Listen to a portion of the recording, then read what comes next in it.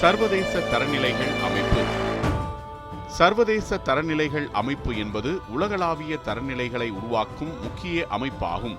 இது அதிகாரப்பூர்வமாக 23 பிப்ரவரி 1947 அன்று செயல்பட தொடங்கியது. உலக வர்த்தகம், தொழில், அறிவியல் மற்றும் தொழில்நுட்ப துறைகளில் ஒரே மாதிரியான தரநிலைகளை உருவாக்குவது இதன் பிரதான நோக்கமாகும். இரண்டாம் உலகப் போருக்கு பிறகு பல நாடுகள் தொழில் மற்றும் வர்த்தக வளர்ச்சிக்காக ஒருங்கிணைந்த தரநிலைகள் தேவை என்பதை உணர்ந்தன.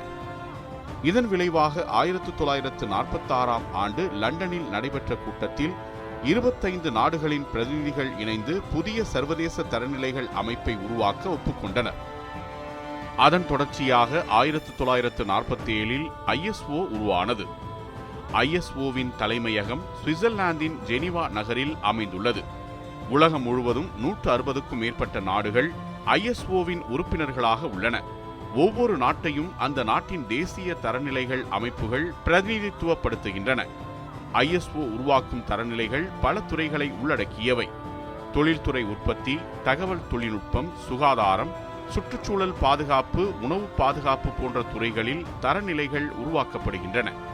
உதாரணமாக ISO 9001 மற்றும் ISO 14001 போன்ற தரநிலைகள் உலக அளவில் பரவலாக பயன்படுத்தப்படுகின்றன. ISO தரநிலைகள் தயாரிப்புகள் மற்றும் சேவைகளின் தரத்தை மேம்படுத்த உதவுகின்றன. இவை சர்வதேச வர்த்தகத்தை எளிதாக்குகின்றன. ஏனெனில் பல நாடுகளில் ஒரே தரநிலைகள் பின்பற்றப்படுவதால் பொருட்கள் எளிதாக ஏற்றுமதி மற்றும் இறக்குமதி செய்யப்படுகின்றன. மேலும் ISO தரநிலைகள் பாதுகாப்பு மற்றும் நம்பகத்தன்மையை உறுதி செய்கின்றன. மருத்துவ சாதனங்கள், மின்சார உபகரணங்கள், உணவுப் பொருட்கள் போன்றவற்றில் தரநிலைகள் கடைபிடிக்கப்படுவதால் பயனாளர்களின் பாதுகாப்பு மேம்படுகிறது. இன்றைய உலகமயமான சூழலில் ISO முக்கிய பங்கு வகிக்கிறது. 23 பிப்ரவரி 1947 அன்று தொடங்கப்பட்ட இந்த அமைப்பு உலக நாடுகளுக்கு இடையிலான தொழில்நுட்ப மற்றும் பொருளாதார ஒத்துழைப்பை வலுப்படுத்தி வருகிறது.